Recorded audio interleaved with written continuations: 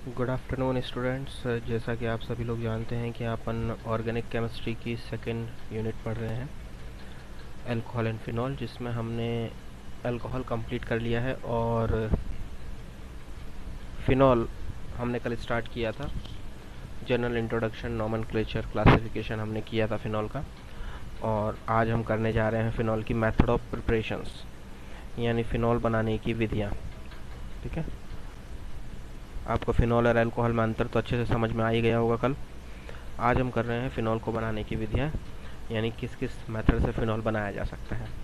सबसे पहले हम फिनॉल बनाएंगे फ्रॉम क्लोरोबेंजीन, यानी क्लोरोबेंजीन से। और क्लोरोबेंजीन से फिनॉल बनाने की दो विधि हैं, एक तो है डाउ प्रोसेस यानी डाउ विधि, और दूसरी है रॉशिंग प्रोसेस यानी रॉशिंग विधि। ठीक है, और जो डाउ प्रोसेस है ये कॉमर्शियल मेथड है फिनॉल बनाने का, यानी commercial method means industrial method. Industries में फिनॉल जिस तरीके से बनाया जाता है वो एक मेथड है, डाउ मेथड है। ठीक है, तो हम कर रहे तो क्लोरोबेंजीन से है, लेकिन क्लोरोबेंजीन भी किससे बनेगा आप जानते हैं, बेंजीन से। और बेंजीन की कौन सी रिएक्शन से? इलेक्ट्रोफिलिक सब्स्टिट्यूशन रिएक्शन, जिसके अंदर उसका एक पार्ट होता है हेलोजिनेशन, या जिसे हम क्लोरीनेशन भी कह सकते हैं। हेलोजिनेशन बेसिकली अगर ब्रोमीन जोड़ रहे तो ब्रोमिनेशन, क्लोरीन जोड़ रहे तो क्लोरीनेशन। तो यहाँ पे क्लोरीनेशन किया गया है, यहाँ हम क्या हेलोजिनेशन किया गया है, फ्रेडल क्राफ्ट रिएक्शन है। Electrophilic substitution reaction, not Friedel craft, electrophilic substitution reaction है। और उसमें हेलोजिनेशन हम करवा रहे हैं बेंजीन के ऊपर Cl2 का, इन द प्रेजेंस ऑफ FeCl3। और ये यहाँ क्या है, कैटलिस्ट है FeCl3, जो कि क्या एक लुइस एसिड की तरह बिहेव करता है। और यहाँ पर ये क्या, इसका काम क्या है, इलेक्ट्रोफाइल जनरेट कराना। Cl2 से ये FeCl4 माइनस बनाएगा, Cl प्लस, वो Cl प्लस इस बेंजीन पर अटैक करता है और फिर वो रेजोनेटिंग स्ट्रक्चर्स वगैरह बनती हैं, बाद में प्रोटॉन निकलता है। मतलब पूरा मैकेनिज्म हमारे को नहीं पढ़ना था, हमने डायरेक्ट जो है प्रोडक्ट बनाया है। तो ये बन जाएगा आपके क्लोरोबेंजीन। ठीक है, इससे क्लोरोबेंजीन की रिएक्शन कराते हैं हम एक्वस NaOH के साथ में, सोडियम हाइड्रोक्साइड जलीय। ठीक है, 6 to 8% का लेते हैं बेसिकली, एक्वस लिख दिया है, बाकी 6 to 8% NaOH रहता है, ये 6 से 8% तक। ठीक है, तो NaOH के दो मॉलिक्यूल हैं और 350 डिग्री सेल्सियस और 150 ATM प्रेशर यानी 150 वायुमंडलीय दाब पर यह अभिक्रिया कराई जाती है, क्योंकि बहुत ड्रास्टिक कंडीशन में होती है, इजीली नहीं होती है, because it is a nucleophilic substitution. ठीक है, और बेंजीन खुद क्या है, एक अपन बात करें कि एक इलेक्ट्रॉनिकली रिच स्पीसीज है, उसके ऊपर न्यूक्लियोफिलिक सब्स्टिट्यूशन ईजी नहीं होता है ना। तो इसलिए बहुत जो है ड्रास्टिक कंडीशन में ये रिएक्शन होती है, 350 डिग्री सेल्सियस टेम्परेचर पे, 150 ATM प्रेशर पे। तो यहाँ बनेगा सोडियम फिनॉक्साइड। ठीक है, ये जो H है ये Cl के साथ में चला जाता है और HCl निकल जाता है, HCl निकल जाएगा और ONA जो है वो जुड़ जाएगा यहाँ पर, और क्या बना देगा, सोडियम फिनॉक्साइड बना देगा। इस सोडियम फिनॉक्साइड की हम HCl के साथ में रिएक्शन कराते हैं। ये HCl कहाँ से आया, देखिए यहाँ बनेगा, ये साइड में ये Cl प्लस H, ये जो HCl बनेगा ना, यही HCl क्या करता है, हाइड्रोक्लोरिक एसिड सोडियम फिनॉक्साइड के साथ में रिएक्शन करता है। ठीक है, इन द प्रेजेंस ऑफ वाटर। ठीक है, जलीय माध्यम में, और क्या बना देता है, फिनॉल बना देता है, और साथ में क्या निकल जाएगा, NaCl। ये H यहाँ आके जुड़ जाएगा, Na और Cl मिलके NaCl निकल जाएगा। ठीक है, तो ये मेथड है कौन सा, डाउ प्रोसेस। नेक्स्ट जो है वो है रॉशिंग प्रोसेस। रॉशिंग विधि में भी हमने क्या किया है, पहले वही बेंजीन लिया है और बेंजीन से पहले क्लोरोबेंजीन बनाया है। और क्लोरोबेंजीन बनाने के लिए यहाँ क्या लिया है, ताम्र लोह का हमने कैटलिस्ट लिया, ताम्र लोह उत्प्रेरक। हिंदी में इसको ताम्र लोह उत्प्रेरक बोलते हैं, बेसिकली कॉपर आयरन कैटलिस्ट। ठीक है, तो बेंजीन की रिएक्शन कराइए यहाँ HCl हाइड्रोक्लोरिक एसिड और ऑक्सीजन के साथ में। ठीक है, 250 degree Celsius temperature, 250 degree Celsius temperature, और प्रेशर रहता है बहुत ज़्यादा।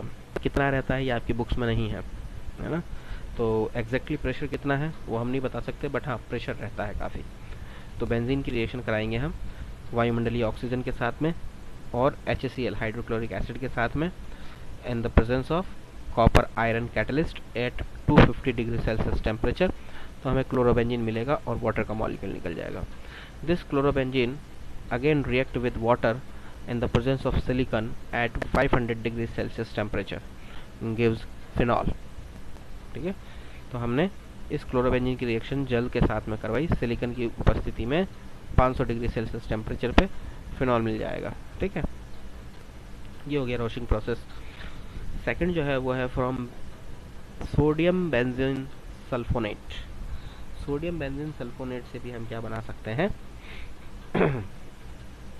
फिनॉल बना सकते हैं। देखिए कैसे, पहले बेंजीन की रिएक्शन कराते हैं सल्फ्यूरिक एसिड के साथ में 175 डिग्री सेल्सियस टेम्परेचर पे, जल का अणु निकलेगा और SO3H। अब देखिए इसमें से अगर आप SO3H निकालेंगे तो यहाँ OH बचेगा ओनली, और एक हाइड्रोजन यहाँ से जो रिलीज होगा तो बन गया H2O। OH और H कितना हो गया H2O, और SO3H यहाँ लग जाएगा। इसको हम कहते हैं बेंजीन सल्फोनिक एसिड। हमें किससे बनाना है? सोडियम बेंजीन सल्फोनेट से। तो पहले तो सोडियम बेंजीन सल्फोनेट ही नहीं बना अभी तक, पहले बेंजीन लिया, बेंजीन से बनाया बेंजीन सल्फोनिक एसिड।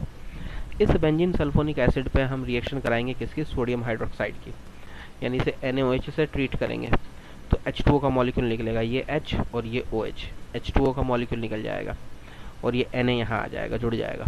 ठीक है, हाइड्रोजन की जगह। तो ये क्या बन जाएगा? सोडियम बेंजीन सल्फोनेट बन जाएगा। ठीक है, ये हो गया सोडियम बेंजीन सल्फोनेट। ठीक है, सोडियम बेंजीन सल्फोनेट अब बना है ये, जिससे हमको बनाना था, यहाँ जाके बना है। यानी रिएक्शन बेसिकली यहाँ से है, लेकिन ये कैसे बना उसका प्रोसेस ये रहा। ये बेंजीन की सल्फ्यूरिक एसिड के साथ रिएक्शन कराओ at 175 degree Celsius temperature, water का मॉलिक्यूल निकलता है, बेंजीन सल्फोनिक एसिड बनता है, और बेंजीन सल्फोनिक एसिड ये NaOH के साथ में रिएक्शन कराते हैं तो फिर एक और वाटर का मॉलिक्यूल निकलता है और सोडियम बेंजीन सल्फोनेट बन जाता है। इस सोडियम बेंजीन सल्फोनेट कि हम फिर से NaOH के साथ में रिएक्शन करा रहे हैं, 2 मॉलिक्यूल है NaOH के, और 300 डिग्री सेल्सियस टेम्परेचर है, यानी 300 डिग्री सेल्सियस टेम्परेचर है। तो 2 Na और SO3 यहाँ था ही, तो Na2SO3 निकल जाएगा। ठीक है, और H2O निकल जाएगा, 2 OH है। ठीक है, तो एक H2O निकल जाएगा और बचा क्या? O बचा एक, वो O यहाँ आ जाएगा, ONA। ठीक है, ये Na एज इट इज रहेगा, SO3 निकलेगा बस यहाँ से, तो एक ऑक्सीजन यहाँ बचेगा, वो ऑक्सीजन और एक Na वो यहाँ लग जाएगा और क्या बन जाएगा? Sodium phenoxide. ठीक है, निकला क्या गया? सोडियम सल्फाइड निकल गया और जल का अणु निकल गया। ठीक है, और ONA लग गया, यानी सोडियम फिनॉक्साइड। और सोडियम फिनॉक्साइड का तो हम सिंपल है एसिडिक हाइड्रोलाइसिस करवा देते हैं। एसिडिक हाइड्रोलाइसिस यानी कि HCl H2O। ठीक है, एसिडिक हाइड्रोलाइसिस कराने पर क्या हो जाएगा? ये निकल जाएगा, NaCl निकल जाएगा, Na और Cl निकल जाएगा। ये है, ये देखो Na और Cl निकल गया और H यहाँ जुड़ जाएगा जा करके। ठीक है, और ये बन जाएगा फिनॉल।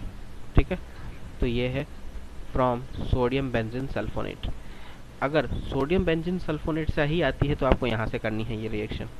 और अगर पूछे कोई कि बेंजीन से बनाओ फिनॉल, कि प्रिपेयर फिनॉल फ्रॉम बेंजीन, तो आपको ये पूरा प्रोसेस करना पड़ेगा।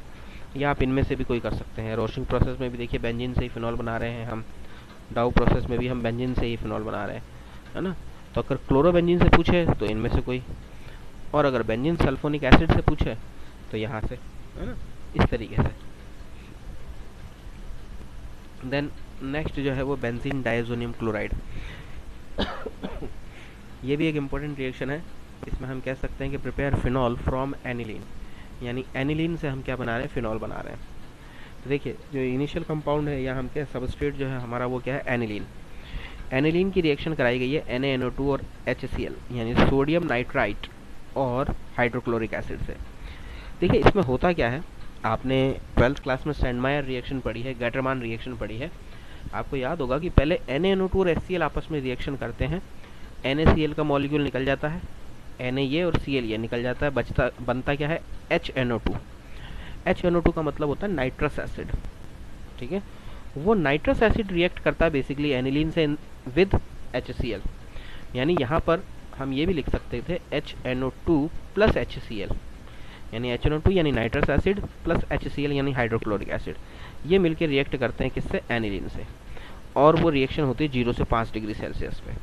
ठीक है, तो बनता है बेंजीन डायजोनियम क्लोराइड। ये डायजो होता है group, N double bond N आप जानते हैं, डायजो ग्रुप है, और ये chloride, benzene diazo chloride, benzene diazonium chloride. ठीक है, NaCl निकल जाएगा, जल का अणु निकल जाता है, ये बन जाता है। ठीक है, अब आपने देखा होगा कि सेंडमेयर गटरमैन में यहाँ तक का स्टेप सेम था, उसके आगे थोड़ा चेंज है, पर हमें उसमें नहीं जाना, हमें तो फिनॉल बनाना है। तो जो बेंजीन डाइज़ोनियम क्लोराइड होता है, इसको अगर हम जल के साथ में गर्म कर दें तो ये फिनॉल भी बनाता है, और जल के साथ में गर्म हम कर सकते हैं इसको इजीली। यानी बेंजीन डाइज़ोनियम क्लोराइड लेंगे और इसमें वाटर मिक्स करेंगे और 50 डिग्री सेल्सियस पे इसको हीट कर देंगे, फिनॉल बन जाएगा। क्योंकि जो डाइएज़ो ग्रुप है ये गुड लिविंग ग्रुप होता है, इजीली ये नाइट्रोजन गैस की फॉर्म में निकल जाता है। ये देखिए निकल जाएगा N2 की फॉर्म में, और एक H जो है वहाँ पर वो Cl के साथ चला जाएगा, यानी HCl बन जाएगा, और OH बचेगा वो यहाँ जुड़ जाएगा और फिनॉल बन जाएगा। ठीक है, तो हम ये कह सकते हैं यहाँ पे हमने क्या किया है, prepare phenol from aniline, aniline से फिनॉल बनाया है, ये देख लीजिए। ठीक है, तो ये मेथड है बेंजीन डाइज़ोनियम क्लोराइड से बनाने का।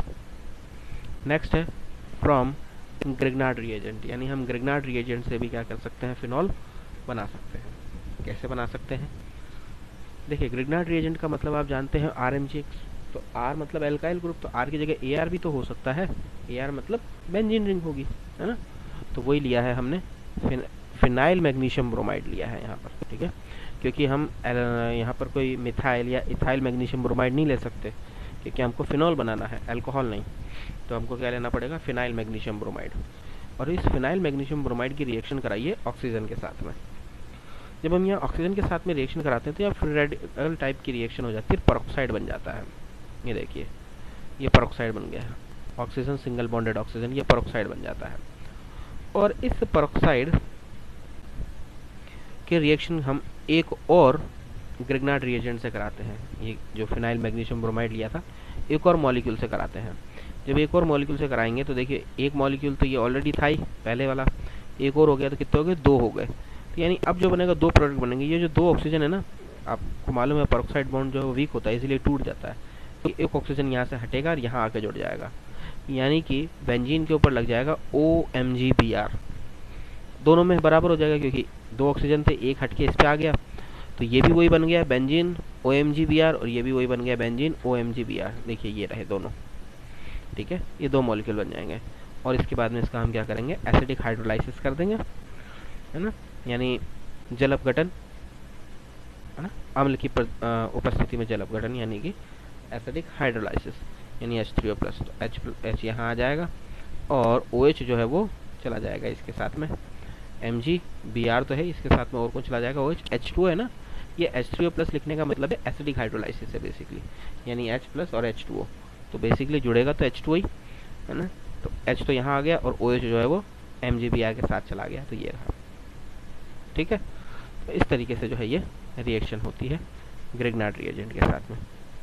देन उसके बाद में है फ्रॉम बेंजीन, यानी हम केवल बेंजीन से भी क्या कर सकते हैं, जो है बना सकते हैं फिनॉल। तो बेंजीन की रिएक्शन किससे कराते हैं, परऑक्साइड से कराते हैं, in the presence of fluorosulfonic acid, है ना। फ्लोरोसल्फोनिक एसिड की उपस्थिति में बेंजीन की रिएक्शन परऑक्साइड से कराने पर फिनॉल बनता है। ये देखिए बेंजीन के 2 मॉलिक्यूल लिए हैं, हाइड्रोजन परऑक्साइड आप जानते हो H2O2, जब ये टूटेगा तो क्या बनेंगे, 2 OH बनेंगे। ठीक है, और वो 2 OH इन पे जुड़ जाएंगे 2 मॉलिक्यूल पे, खत्म बात। ठीक है, और ये जो तोड़ना है और ये जो जुड़ना है ये किसकी प्रेजेंस में हो रहा है, ये हो रहा है फ्लोरोसल्फोनिक एसिड की प्रेजेंस में, यानी HSO3F। ठीक है, फ्लोरोसल्फोनिक एसिड की प्रेजेंस में बेंजीन परऑक्साइड के साथ में रिएक्शन करके फिनॉल देती है। नेक्स्ट रिएक्शन है फ्रॉम क्यूमीन, क्यूमीन से भी जो है क्या बनता है, हमारे फिनॉल बनता है। बहुत इंपॉर्टेंट रिएक्शन है ये, ध्यान रखिएगा, मोस्ट इंपॉर्टेंट रिएक्शन है फ्रॉम क्यूमीन, क्योंकि ये इंडस्ट्रियल यूजेस में भी आती है, क्योंकि इसमें जो बाई प्रोडक्ट मिलता है वो भी काम का है। आप देखेंगे फिनॉल तो मिलता ही है, बाई प्रोडक्ट की फॉर्म में यहाँ एसीटोन मिलता है, और एसीटोन अपने आप में बहुत इंपॉर्टेंट कंपाउंड है। ठीक है, केमिकल जो है कंपाउंड है जो बहुत इंपॉर्टेंट है, तो इसका बाई प्रोडक्ट भी जो है यूज़फुल है। ठीक है, देखिए बनाते कैसे हैं, सबसे पहले तो हमें क्यूमीन बनाना पड़ेगा, कि बेंजीन की रिएक्शन हम प्रोपीन से कराते हैं in the presence of sulphuric acid. जब सल्फ्यूरिक एसिड की प्रेजेंस में हम बेंजीन की रिएक्शन कराएंगे, किसके साथ में, प्रोपीन के साथ में, तो बनता है क्यूमीन। ये देखिए ये क्यूमीन हो गया। ठीक है, ये CH है, ये भी CH3 और ये भी CH3, क्योंकि यहाँ से जो एक H निकलेगा वो हमने यहाँ जोड़ दिया, और ये कार्बन तो ऑलरेडी इससे जुड़ ही जाएगा। भाई ये जो यहाँ से हाइड्रोजन है, हर कार्बन के पास एक हाइड्रोजन होता है, उस हाइड्रोजन को जोड़ो आप इस पर, ठीक है। अब इसकी भी एक वैलेंसी फ्री हुई है, वो वैलेंसी जो फ्री हुई है वो यहाँ जोड़ो, तो ये जुड़ गया देखो। इसलिए ऐसा नहीं कि ये बॉन्ड टूटा, दो बॉन्ड बनेंगे, दो बॉन्ड में एक पे तो हाइड्रोजन आ जाएगा और एक बॉन्ड यहाँ जुड़ जाएगा इस कार्बन से, यानी बेंजीन से, ठीक है। तो ये हो गया CH3 CH CH3, ठीक है। अब देखिए हर कार्बन की वैलेंसी कंप्लीट है। इसको हम बोलते हैं क्यूमीन।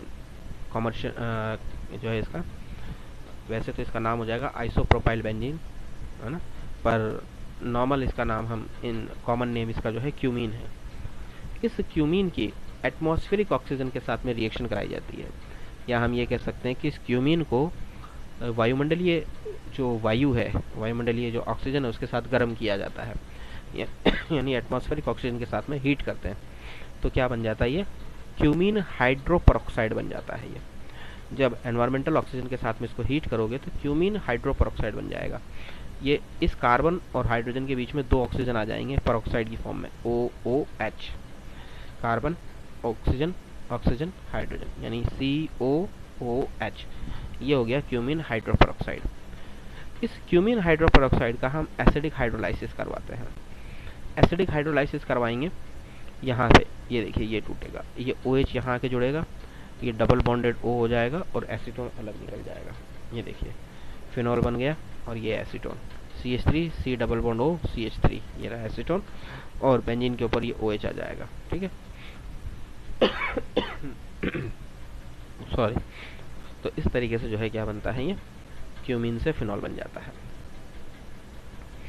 नेक्स्ट हम देखें फ्रॉम फिनोलिक एसिड, यानी फिनोलिक एसिड से भी हम क्या कर सकते हैं, जो है फिनॉल बना सकते हैं। फिनोलिक एसिड का मतलब है sodium salt of phenolic acid, ठीक है। देखिए फिनोलिक एसिड जैसे हम कह रहे हैं ना कि ये कोई कार्बोक्सिलिक एसिड है, उस पर OH भी है, तो अगर ये हम COONA छुपा देंगे तो ये फिनॉल हो जाएगा, और अगर ये OH छुपा देंगे तो ये क्या है, कार्बोक्सिलिक एसिड हो जाएगा। तो इसको बेसिकली जनरल लैंग्वेज में हम बोलते हैं फिनोलिक एसिड, यानी एसिड तो है लेकिन फिनोलिक एसिड है, क्योंकि फिनॉल ग्रुप भी है साथ में, तो ये फिनोलिक एसिड है। तो इस फिनोलिक एसिड का हम सोडियम सॉल्ट ले रहे हैं, क्योंकि H के COOH होता तो ये एसिड होता, ये क्या है COON है ना। तो बेसिकली क्या है, बेंजोइक एसिड की जगह क्या है, सोडियम बेंजोएट है ये, ठीक है। तो सोडियम बेंजोएट में हमने क्या लिया है, हम ये कह रहे हैं कि it is the sodium salt of phenolic acid, and sodium salt of phenolic acid react with soda lime, या हम कहें it is distilled with soda lime. Phenolic acid जो होता है उसके सोडियम सॉल्ट को हम क्या करते हैं, डिस्टिलेशन करते हैं, डिस्टिलेशन करते हैं सोडा लाइम से। सोडा लाइम क्या होता है, NaOH और CaO का मिक्सचर होता है, आप जानते होंगे, ठीक है। उससे डिस्टिलेशन करेंगे तो हमको क्या मिलता है, फिनॉल मिलता है, सोडियम कार्बोनेट अलग हो जाता है, ठीक है। सोडियम कार्बोनेट अलग हो जाएगा, देखिए 2 Na है, एक ऑक्सीजन चला जाएगा, तो ये क्या आ जाएगा, Na2CO3 हो जाएगा, ठीक है। और यहाँ क्या आ जाएगा, ये H जो है यहाँ आ जाएगा, क्योंकि जब ये पूरा हटेगा तो इसकी वैलेंसी फ्री होगी, यहाँ आएगा हाइड्रोजन, और ये एक Na और ये एक Na, 2 हो गए Na, और ये COO और एक ये O, तो CO3, तो Na2CO3 हट जाएगा, ठीक है। और वो हाइड्रोजन यहाँ आ जाएगा और ये फिनॉल बन जाएगा, यानी कि sodium salt of phenolic acid से कि हम रिएक्शन करा रहे हैं सोडा लाइम से, या आप ये कह सकते हैं कि सोडा लाइम से उसका डिस्टिलेशन कर रहे हैं हम, ठीक है। तो फिनॉल मिल रहा है हमको। नेक्स्ट जो है वो है from reactive halogen compound. What is the meaning of reactive halogen compound? Reactive halogen compound का मतलब है ऑर्थो एंड पैरा क्लोरोनाइट्रोबेंजीन, है ना। यानी कि हैलोजन जो है बेसिकली एराइल हैलाइड जो है, एराइल हैलाइड के ऊपर अगर कोई इलेक्ट्रॉन विड्रॉविंग ग्रुप लगे होते हैं, जैसे NO2 है, CN है, इस टाइप के इलेक्ट्रॉन विड्रॉविंग ग्रुप जो विड्रॉल कर लेते हैं इलेक्ट्रॉन, ऐसे इलेक्ट्रॉन विड्रॉविंग ग्रुप लगे होते हैं, तो वो क्या कहलाते हैं, रिएक्टिव हैलोजन कंपाउंड कहलाते हैं, ठीक है। क्योंकि वो इजीली रिएक्ट कर जाते हैं NaOH से, या हम कहें न्यूक्लियोफिलिक सब्स्टिट्यूशन रिएक्शन वो इजीली देते हैं। ऐसा क्यों? क्योंकि बेंजीन क्या है कि इलेक्ट्रॉनिकली रिच स्पीसीज है, तो ये जो इलेक्ट्रॉन विड्रॉविंग ग्रुप हैं ये इलेक्ट्रॉन क्या कर लेते हैं, एक्सेप्ट कर लेते हैं बेंजीन से, ताकि बेंजीन क्या हो जाती है, इलेक्ट्रॉनिकली डेफिशिएंट हो जाती है। और जब बेंजीन इलेक्ट्रॉनिकली डेफिशिएंट हो जाती है तो उसके ऊपर न्यूक्लियोफाइल इजीली अटैक कर सकता है। तो इसीलिए हम कह रहे हैं रिएक्टिव हैलोजन कंपाउंड, इनको हम रिएक्टिव हैलोजन कंपाउंड कहेंगे। यानी हैलोजन कंपाउंड्स के ऊपर अगर इलेक्ट्रॉन विड्रॉविंग ग्रुप लगे हैं, then these halogen compounds are reactive for nucleophilic substitution या अवेलेबल फॉर न्यूक्लियोफिलिक सब्स्टिट्यूशन, ठीक है। That's why they are called reactive halogen compounds, ठीक है। और इसमें कैटेगरी में आते हैं अपने ortho and para nitrobenzene, ortho और पैरा क्लोरोनाइट्रोबेंजीन, ठीक है। ये है जैसे ऑर्थो क्लोरोनाइट्रोबेंजीन, इसकी रिएक्शन NaOH के साथ में कराई, हीट किया, NaCl निकल जाएगा, सिंपल सी बात है, OH जुड़ जाएगा यहाँ आके, तो ये ऑर्थो नाइट्रोफिनॉल बन जाएगा, ठीक है। ऐसे ही पैरा क्लोरोनाइट्रोबेंजीन की अगर हम बात करें तो NaOH के साथ में हीट किया तो देखो क्या हो जाएगा, पैरा नाइट्रोफिनॉल बन जाएगा वो, ठीक है। तो ये एक मेथड है। नेक्स्ट है फ्रॉम कोलतार। कोलतार जो है वो एक नेचुरल सोर्स है फिनॉल का, क्रिसॉल का, नैफ्थलीन का। फिनॉल, क्रिसॉल एंड नैफ्थलीन, ठीक है, इनका क्या है, एक नेचुरल सोर्स है। नेचुरल सोर्स कैसे आप जानते हैं, कोलतार क्या है, बेसिकली क्रूड ऑयल।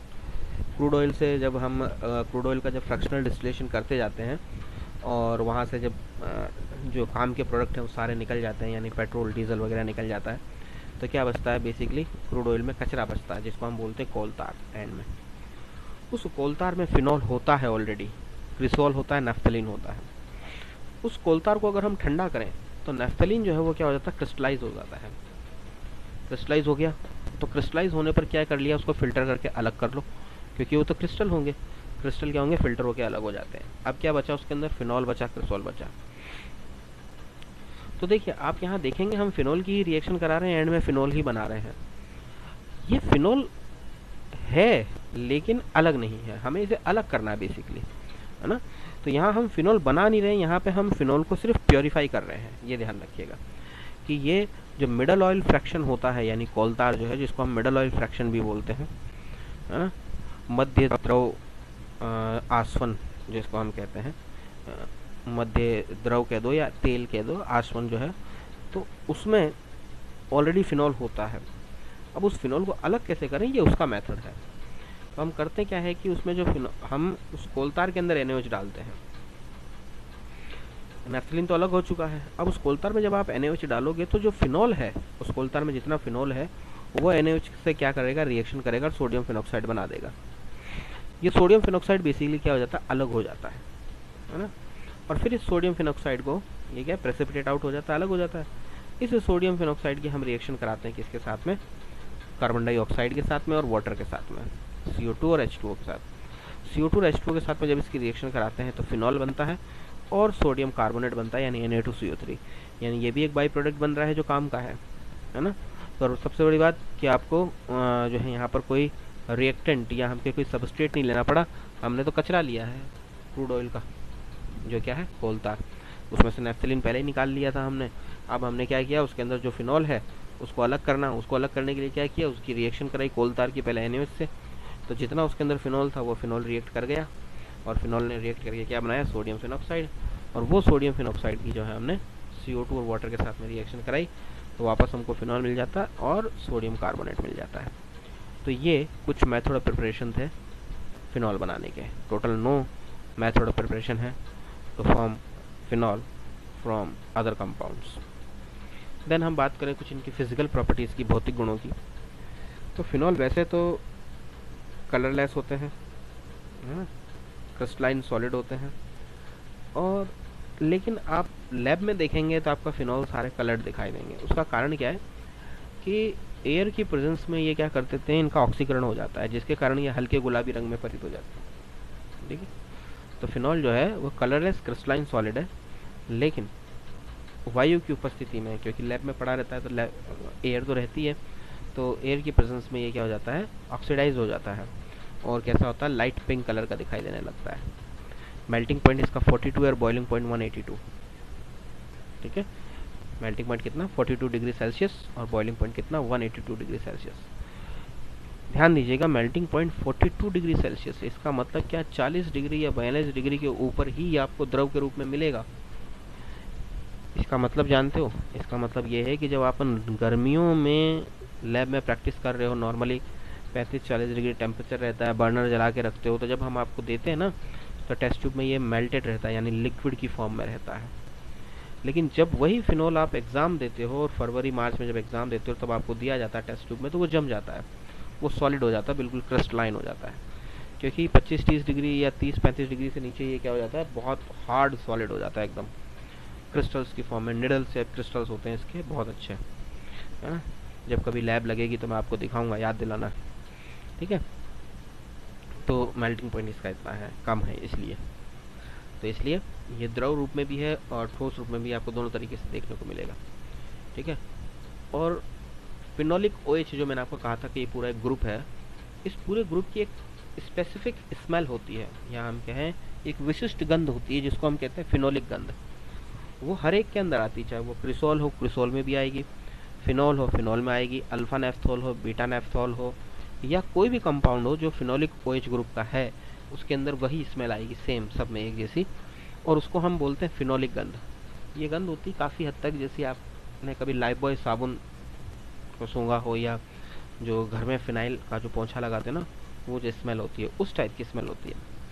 और फिनॉल वैसे भी जो है डिसइंफेक्टेंट की फॉर्म में यूज़ आते हैं, फर्श पे पोंछा वगैरह लगाने के काम में आते हैं। क्योंकि डिसइंफेक्टेंट मतलब कीटाणुनाशक होते हैं फिनॉल, है ना। और जल, अल्कोहल और कार्बनिक विलायकों में विलय है। ये बात हो रही सिर्फ फिनॉल की, सारे फिनॉल्स की नहीं, सिर्फ फिनॉल की बात हो रही कि फिनॉल जल में विलय है, और वो भी पूरी तरीके से नहीं है, ध्यान रखना, पार्शियली सॉल्युबल है, आंशिक रूप से विलय है। अल्कोहल और कार्बनिक विलायकों में पूर्ण विलय है। अब जल में भी आंशिक विलय क्यों है, बिकॉज ऑफ हाइड्रोजन बॉन्डिंग, एक OH है ना, तो हाइड्रोजन बॉन्डिंग हो जाती है तो थोड़ा बहुत विलय हो जाता है। बाकी के जो फिनॉल्स हैं, जो जैसे क्रिसोल वगैरह हैं, तो क्रिसोल लिक्विड होते हैं, गाढ़े रंग के लिक्विड होते हैं, जैसे ऑयल नहीं होता है ऐसा ऑयल टाइप के गाढ़े लिक्विड होते हैं। और जो अल्फा नेफ्थॉल, बीटा नेफ्थॉल वगैरह जो हैं वो तो सॉलिड है, ज़्यादा कार्बन वाले तो सॉलिड है पूरे, ठीक है। तो ये है मेथड प्रिपरेशन और फिजिकल प्रॉपर्टी। इसके बाद में आते हैं अपन केमिकल रिएक्शंस या केमिकल प्रॉपर्टीज़ पे।